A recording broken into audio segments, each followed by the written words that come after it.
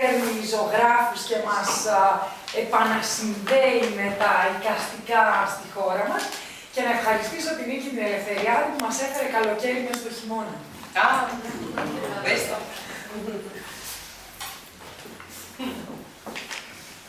Για να βάζει τα γυαλιά. Λοιπόν, θα σας πω λίγα πράγματα σήμερα με αφορμή αυτή την έκθεση για τη λαϊκή και ναΐβ ζωγραφική γενικά και θα σταθώ στους Έλληνες λαϊκούς και ναΐβ ζωγράφους. Δεν είμαι ούτε κριτικός, ούτε ιστορικός τέχνης. Απλά ζωγραφίζω τοπία, σπίτια, γυναίκες, τις στιγμές της καθημερινής ζωής. Όχι όπως είναι σήμερα, αλλά έτσι όπως ήταν κάποτε και έτσι όπως εγώ φαντάζομαι και θα ήθελα να είναι. Γι' αυτό άνοιξα διάφορα βιβλία, έψαξα και βιβλία που αναφέρονται σε αυτό το είδος ζωγραφικής και βρήκα ότι η γαλλική λέξη ναΐβ προέρχεται από την λατινική nativus, που σημαίνει εκγενετής φυσικός, αθόρμητος. Στο 18ο αιώνα η λέξη ναΐβ εννοεί το αντίθετο του εκλεπτισμένου και ταυτίζεται με τις έννοιες αγνός, άδωρος, ευτυχισμένος, αθώος. Η αναγνώριση των ναΐβ είναι θέμα του δεύτερου μισού του 19ου αιώνα και σχετίζεται με τις αναζητήσεις μιας νέας καλλιτεχνικής εποχής, αντιδρώντας στα αισθητικά κριτήρια της αναγέννησης, τα οποία είχαν απογυμνωθεί από όλη την πραγματική τους ζωντάνια. Εκείνο που ενδιέφερε ήταν όχι το υπερκαλλιεργημένο, αλλά το ακαλλιέργητο, το ακατέργαστο, το πρωτόγονο. Η μελέτη γενικότερα των πρωτόγονων πολιτισμών άνοιγε ένα άγνωστο, μακρινό, αλλά αφάνταστα θελκτικό και ενδιαφέροντα ορίζοντα. Φυγή από τον ορθολογισμό προς το φανταστικό, το πηγαίο και το παράλογο.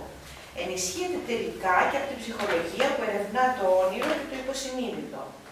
Αποτέλεσμα αυτών των αντιλήψεων είναι η αναγνώριση του Ντουανιέ Ρουσό το 1886, μετά την έκθεσή του στο Σαλόνι των Ανεξαρτήτων στο Παρίσι.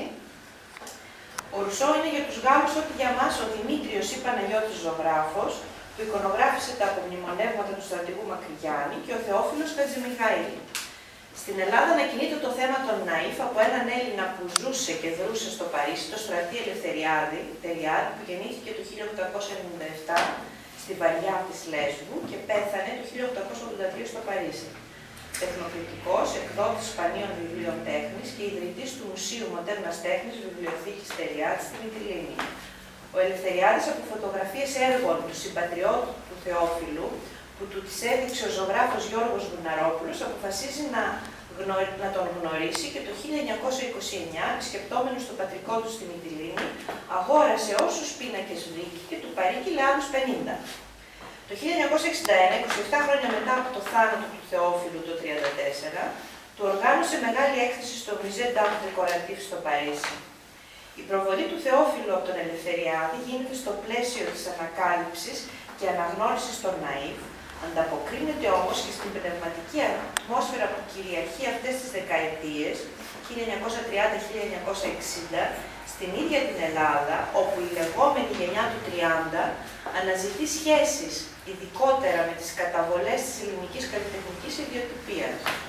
Οι Έλληνες λαϊκό ναΐβ θεωρούνται τώρα πραγματικοί φορείς και εκφραστές της ελληνικότητας. Μάλιστα, η ανακάλυψη του Θεόφιλου οδηγεί σε πραγματική θεοφιλολατρεία με τα άρθρα των ποιητών Σεφέρη, Οδυσσέα Ηλίτη και Άγγελου Σικελιανού. Μιλάνε για νέο βλέμμα και τον θεωρούν ως το συνδετικό κρίκο ανάμεσα στο ελληνικό παρελθόν και στο ελληνικό παρελθόν. Όχι.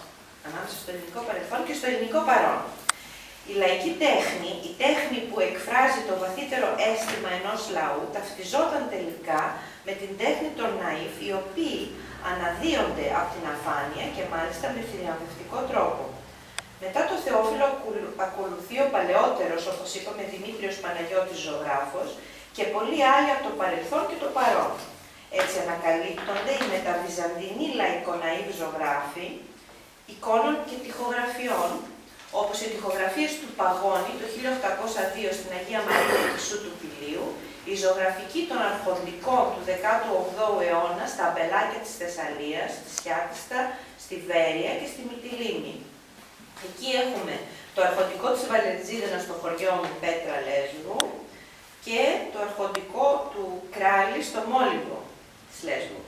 Στην πλειοψηφία τους αυτά τα αρχοντικά ζωγραφίστηκαν από τους λεγόμενους λαϊκοναΐφ με επιρροές βυζαντινές ζωγράφους, χωρίς να γνωρίζουμε το όνομά του.